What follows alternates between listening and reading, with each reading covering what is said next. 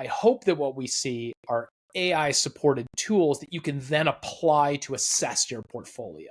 And it can identify potential systemic risk in your portfolio. It can recommend an array of different holistic hedge strategies that you might apply. It's not going to manage it for you, but it's going to help you build a stronger portfolio and safeguard the integrity of that portfolio going forward.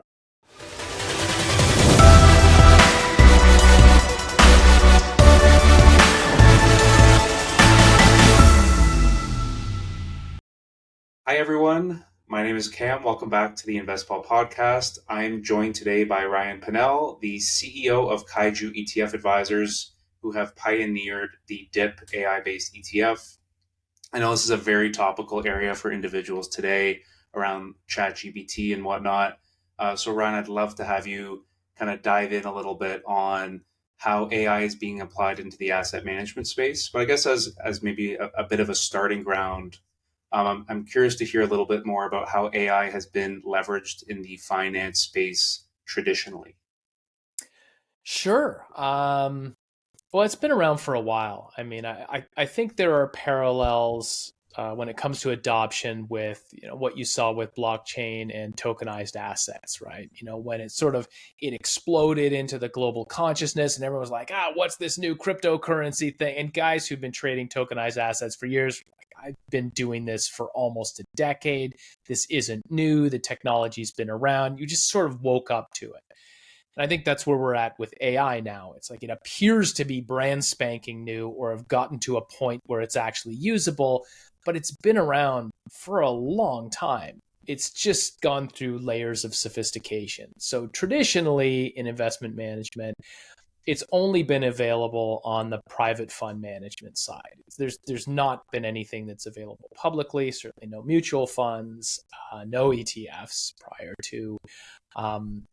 Kraft and some others started early with AI-informed ETFs. With the explosion this past spring, you had thematic that appeared, and we were the first for fully curated and directed endpoint management.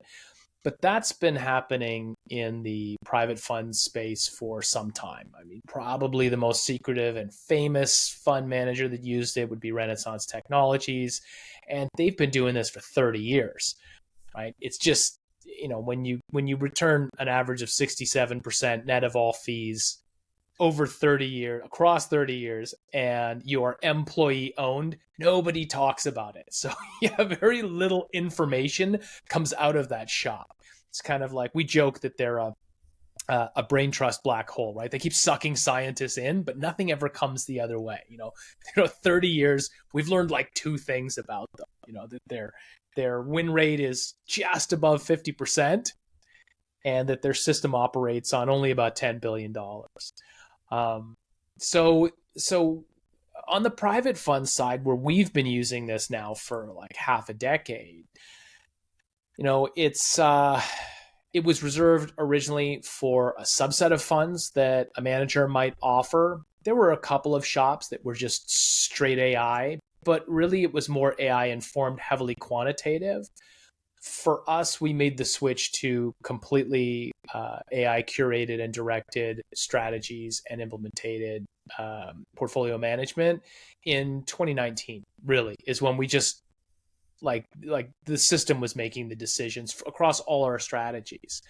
And why is that? Like, why was it not available publicly? I would say the number one reason is cost. It's shockingly expensive. I mean, it's getting cheaper. Of course, like all technology sort of tends to get cheaper over time as efficiencies are found. But setting up the foundation of these systems is, enormously expensive. It's very difficult.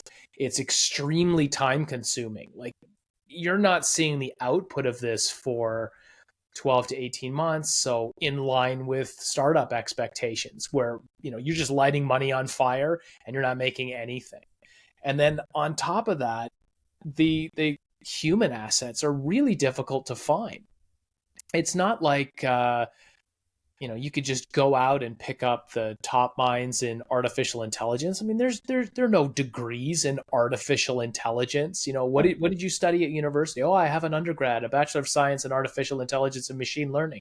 No, you have an undergrad in computer science or math or physics or whatever it is, with a focus on artificial intelligence and machine learning. And it's a very small group of people.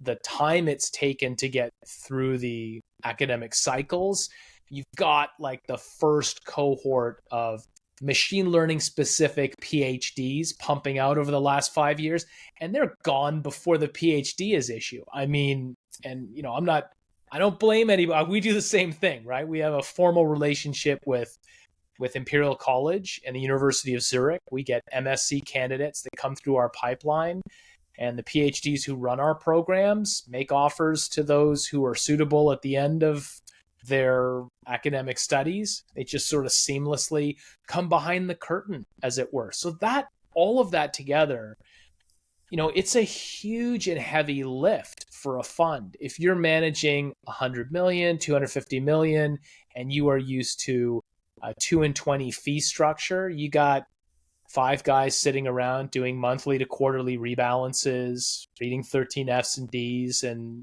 doing your fundamental analysis. And then you try to shift into an environment where you're spending $5-6 million a year on just operating costs. You've got 50 people suddenly. Like, how are you paying for that? You're not going to start charging your $100 million fund clients a 5 or 6% management fee. Nobody's going to go for that. And then, of course, they're going to have to wait while you build this entire system. So outside of BlackRock and Bridgewater and State Street and, all the big sell side banks, who has the capacity to do this? So that's the question. That's where it's been used in the past. Very secretive, low access, high net worth institution, accredited investors, high hurdle rates. Like you're not coming in with your 50 grand or Uncle Bob's $20,000 and getting cutting edge AI. Of course. So I guess, do you see obviously big rise in ChatGPT now, and like a lot of people thinking that large language models can be applied in every single area? Is that how do you guys end up applying LLMs at all, or are you looking at different sort of AI models to inform your strategies? Yeah, it's a good question. The short answer is, for investment management, no, we don't use it at all, because generative AI is awful at doing math. It's really a poor solution for investment management. Predictive AI, on the other hand, much, much, much more accurate. That's not to say there isn't a role for generative AI. Our entire dev team makes extensive use of it because it can do a lot of heavy lifting. They're uploading code libraries, they're specialists in prompt creation, and so they can have something like GPT-4 do a lot of their heavy lifting for them, and then they're just scanning through looking for small refinements or error checking, etc. But it's very useful for something like that. I think generative AI will have a role with investment advisors. That's where you're seeing it sort of broadly applied, is refinements within an institution. Okay, I had a client come in, they've given me their goals.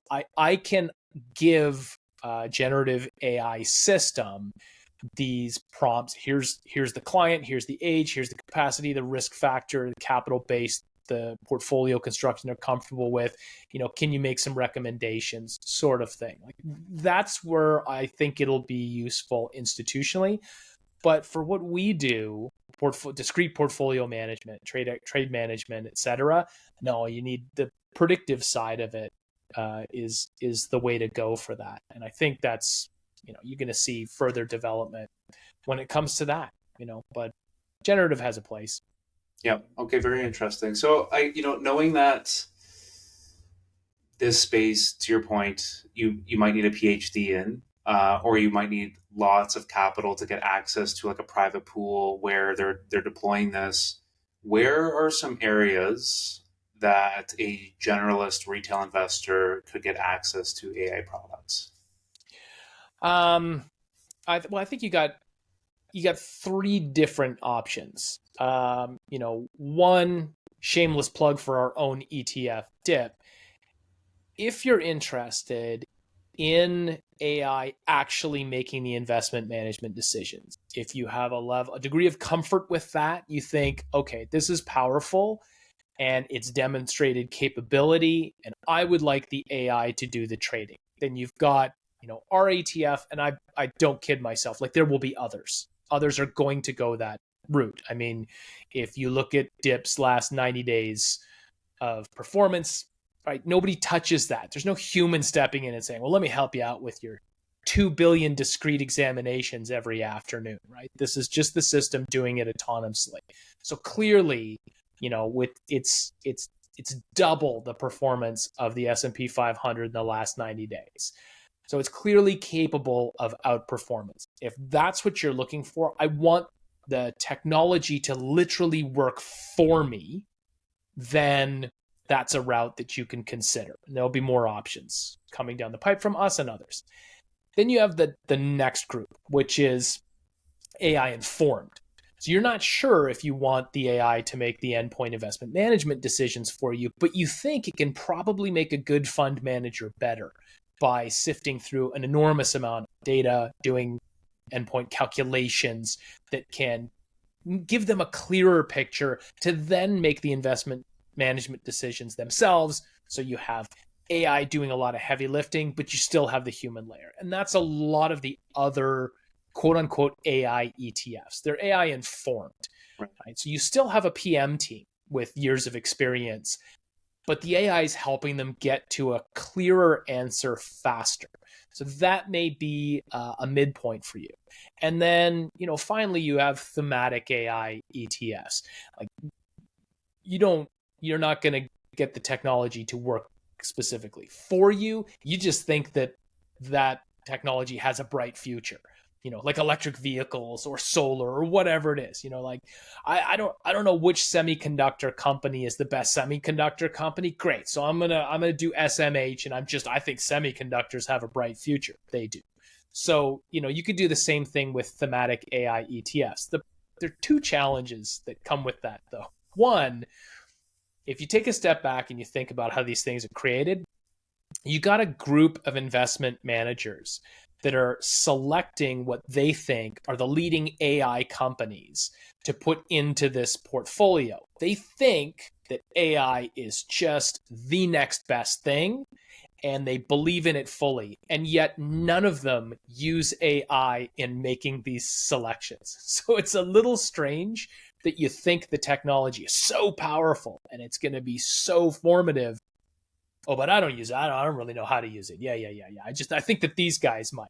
That's a little weird, number one. Number two, if you look at the components of any of these thematic AI ETFs, it's like the same 9 companies in slightly different weights, and they're all in the queues. So you could probably save yourself a big bucket of money by allocating, if you think AI has a future, okay, so pick some Qs and add some SMH, and you've got semis. You got all of the semiconductor companies doubled with that, and you're probably good for AI for like 1/100th of the fees that you're going to get charged for thematic AI. So that's what you got available right now. That reminds me of like the all the ESG based ETFs where you look at the top holdings and it's like the FANG stocks. When you It's look like into the the same one. AI Yeah. themed ETFs, it's the same bunch of It's the FANG same bunch. stocks. Yeah. Exactly. It's the same ones with some heavy semis thrown in. You're going to, AMD, NVIDIA into, like, all of these are still showing up there. It's like,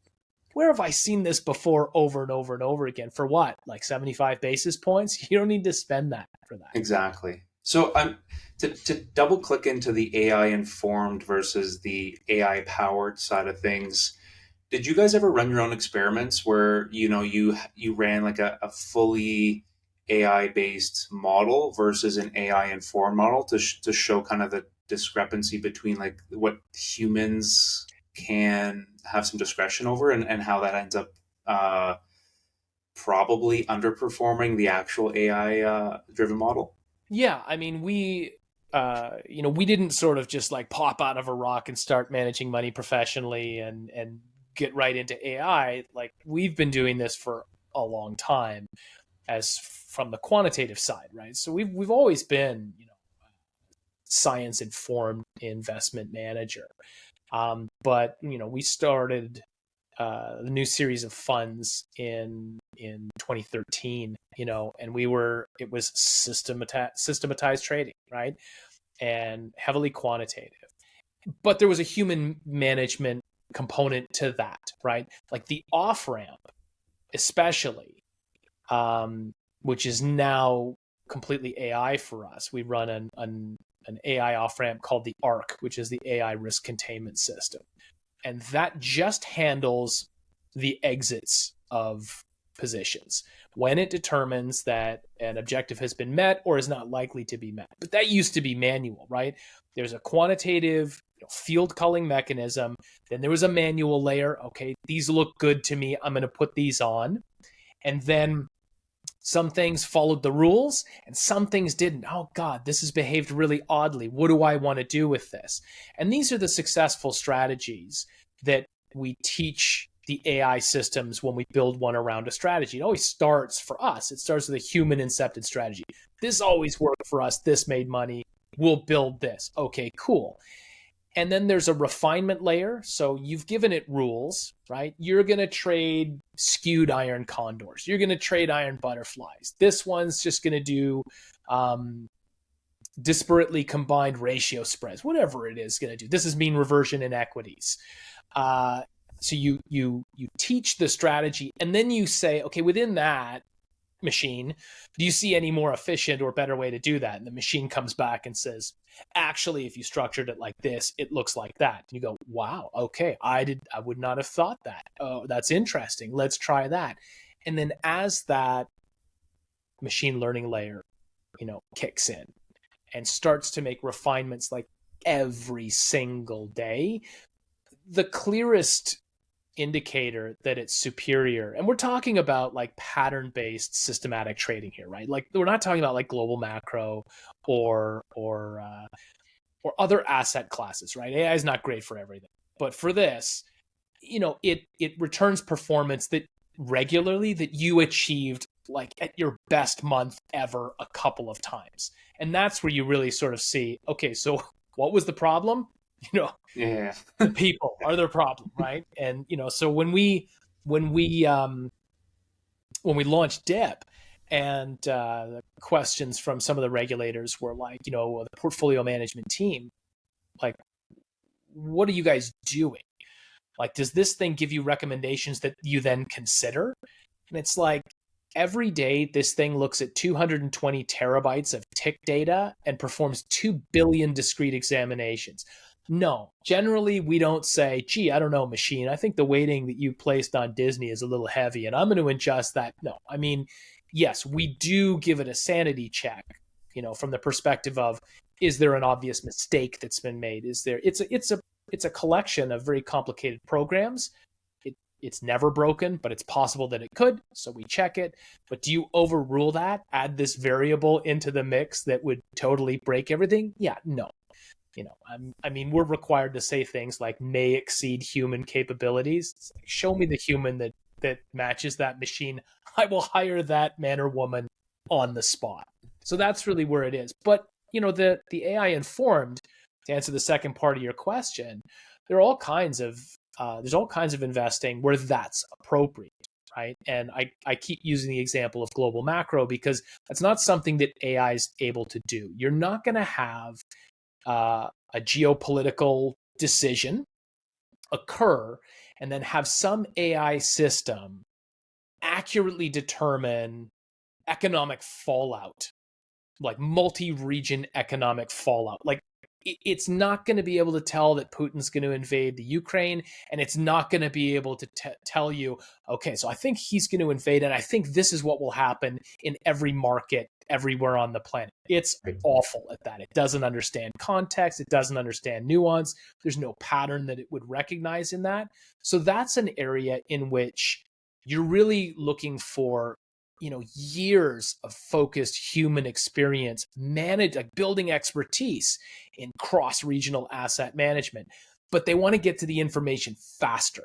And so AI can sift through things and just give them, the top 2% that they really need, those managers need to make an effective decision, and then they can make a better informed decision. So there's a role for both, depending on what you're looking for it to do. Okay, I think that it provides helpful context. Essentially, the suffice to say, when humans get involved, we end up messing things up in a unconstrained environment, except in Yeah. like a macro context or other asset classes. Yeah, exactly. Like, how much coffee did you have this morning? How much sleep did you get last night? Are you in a Exactly. good mental state? Like, the Your machine own doesn't internal care about biases. any of this. Yeah, exactly. The machine doesn't care about any of this stuff. The Yeah. machine's always the same, slightly smarter every day. Could you talk a little bit about how DIP considers? Because it's an interesting name. I assume it provides context around buying the dip. How it thinks about entry and exit points, or is it more of like a black box model where we don't really know what it's considering? No, no, not at all. So we don't run black box systems. They are, in my experience, the most profitable systems that you could run. Renaissance Technologies, for example, is 100% black box. But anybody that's been in this field for a while knows what the modeled outputs of a black box system look like from a P&L perspective. Any time frame, you look at 10, 15 years, you get these like 77,000%, 15,000% returns, and you're like, holy cow. But there's 2 or 3 periods where the drawdowns are like 70 to 90%. So that's not suitable for your average investor. If it's employee traded, it's founder owned, you've got lots of money and you don't care about these drawdowns, yes, it will make you the most money. But generally, investors like to be able to understand the investment ideology. So DIP, yeah, we took a sort of fan favorite strategy, buy the dip, which makes sense to most people, right? If you think that this stock has a bright future, you don't necessarily want to buy it at its current high. You want it to have a little bit of a mean reversion. You want to buy it at a lower price point. You want it to go up. If you're going to accumulate over time, then you want to continuously average down. So you'll get buying opportunities. And you've got these sort of, iconic greats, Warren Buffett and Paul Tudor Jones and whoever. They're like, yeah, I buy when everyone else is selling. So, everybody's heard this. The challenge is that, one, okay, so why do people keep doing this? Because they've had sporadic success with it. Most investors who have tried buy the dip, they've won some, they've lost some. So it keeps them coming back. Kind of like golf, right? You're not awesome at it, but you have a couple of brilliant moments that make you suffer through this game over and over and over again. So same thing. So the challenge is that it's very hard for the investor to determine what's an authentic dip as we classify it, and what actually is an appropriate mean reversion. Not every sell-off is like an opportunity to buy. The stock could have been wickedly overspeculated, and that retracement is the mean reversion to the fair market value. You buy there, it's just going to live there. It might in fact go lower. There may be fundamental problems with the company. So when you see it selling off, there's a good reason for it to sell off. Don't buy that. Absolutely. The dips that we're talking about are, we call them artificially oversold conditions. And they happen usually when something like an HFT will hit a stock that's just has some intraday light liquidity. The spread blows out. There's an environment in which they can hammer the bid, with the size of HFTs and the capital reserves, 1,000 times a second kind of thing at 100 lot sizes. And it just crushes the stock briefly. It's really brief, right? It just crushes it. Eventually, they'll push it as far as they can before they cover. And they even have algorithms to switch to the other side. So they're predating on order flow mechanisms in the market.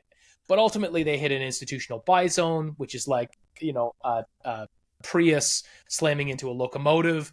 And, if State Street or Fidelity is coming the other way, they have an unlimited reserve of capital. And there's no $10 billion HFT that's going to beat out a $2.9 trillion asset manager. So they will usually just shut off. But then the stock will pop back up. So the way I describe it as an analogy is like you picture a basketball that's like floating on the surface of a pool. And the surface of the water is the current stock's fair market value, right? Now that can go up or down by adding water to the pool or subtracting water from the pool, right? Basketball is still on the surface of the water. The water's going up and down. Now, if I take my hand, I push the basketball underwater. Now it's under the surface of the water, but it's only there so long as I'm holding my hand on the basketball. The moment I take my hand off, it's going to pop back up to the surface of the pool. And that's the dip that we're looking for. So it's patterns based, right? So we are looking for specific criteria that usually accompany this event. And we're buying the stock, we're holding it for a very short period of time. Minimum of 1 day, close to close, a maximum of 7 days. Our average is about 3 days, right? So we're not trying to time the market. We're not trying to predict that this stock is going to keep going up, up, up, up. We're not trailing it up. We're just trying to catch this little piece of profit over and over and over again, which is why we rebalance aggressively and daily, because that's what AI is really good at. It's good at these short-term, distinct signals. So that's the goal. Bank the profit, move on. Very interesting. So I guess, yeah, so in summary, AI has historically been applied in the finance space in a lot of different respects, mainly in the machine learning front, and now we're seeing more of a pivot towards the AI powered models. And we'll expect to see, like, DIP is the one to pioneer it. You guys are the ones to pioneer that. We'll start to see some other ones out there. Is there anything on your radar in terms of where the puck is moving next? Like, I know LLMs don't really have a place in terms of selecting stocks, but it's kind of like a concluding thought. What's really exciting to you on where we see AI moving in the asset management space? Yeah, I think you'll see a pitfall and a potential huge boon in the same direction, and that's, I think you're going to see robo advisors come back. That's the pitfall. That's unfortunate, right? Only this time around, they're going to be AI supported. Now, the problem is that as powerful as the AI within something like that could possibly be, there's no way it can adequately assess the state that investor is in and what their risk tolerance is and capacities are. Even if there was like, what's it going to start with? It's going to start with a questionnaire. Maybe you upload your banking history and it does this little analysis. But this is where like human investment advisors still have the edge, right? They know the client.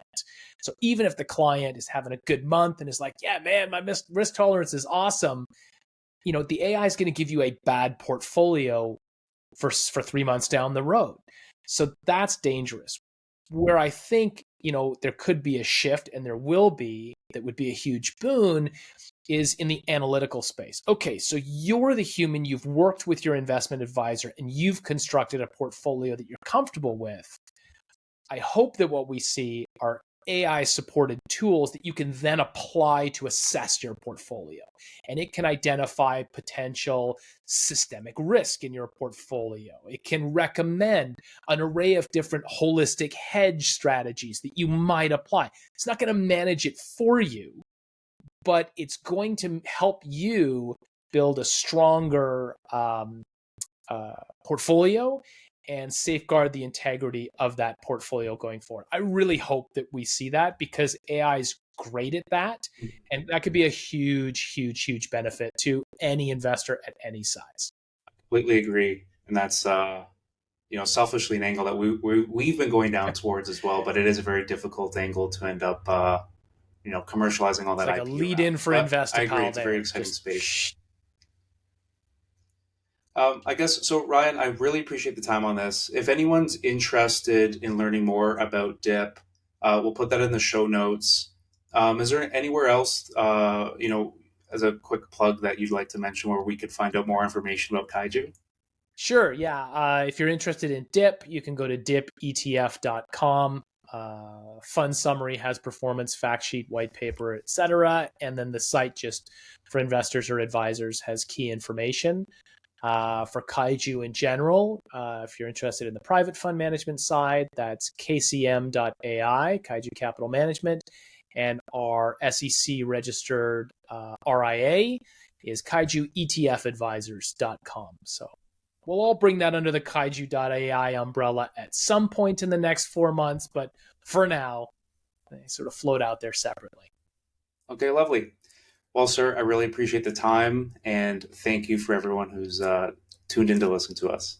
No, it's been great. Thanks for having me on, Cam. It's been a good conversation. Absolutely. Okay. See you, everyone.